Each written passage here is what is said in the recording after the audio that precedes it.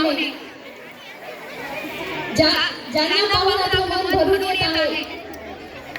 मुलांना आज बायपणधारी देवाचं तुम्हाला प्रत्यक्षात दर्शन घडलं की नाही? घडलं की नाही?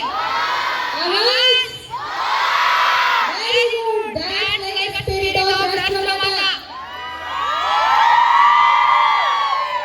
मला शाळेबद्दल जास्त बोलायचं नाही, तुमचा परफॉर्मन्स बघूनच मान्यवरांना कळून येईल की आपली शाळा आणि आपल्या शाळेने गाठलेला उत्साह काय लेवलचा आहे।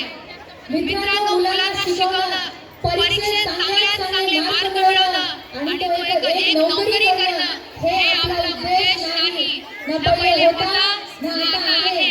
आपला उद्देश आहे की फक्त शिक्षण घेऊन मुलं शिकणार नाही, तर तो समाजामध्ये एक चांगला माणूस म्हणून वागला पाहिजे। बरोबर की नाही?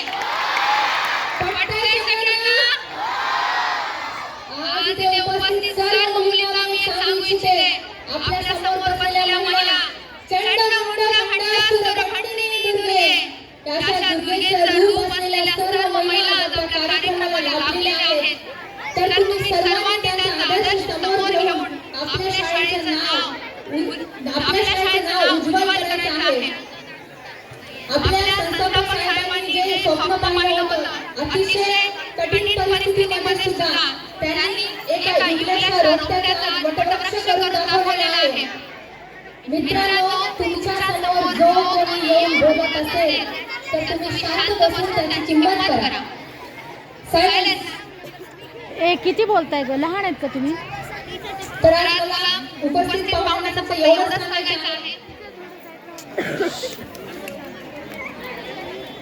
राष्ट्रमाता शाळेतील विद्यार्थी आणि त्यांनी आतापर्यंत केलेलं परफॉर्मन्स जे की आपण सांस्कृतिक कार्यक्रमामधून त्यांना एक संधी देत असतो, त्यांच्या कलागुणांना वाव देण्याची, ज्याला आपण करिक्युलर ऍक्टिव्हिटीज म्हणतो, यामधून बघा परवाला एक पॅरेंट्स आले होते आणि ते म्हणाले की मॅडम माझा मुलगा फार उड्या मारतोय।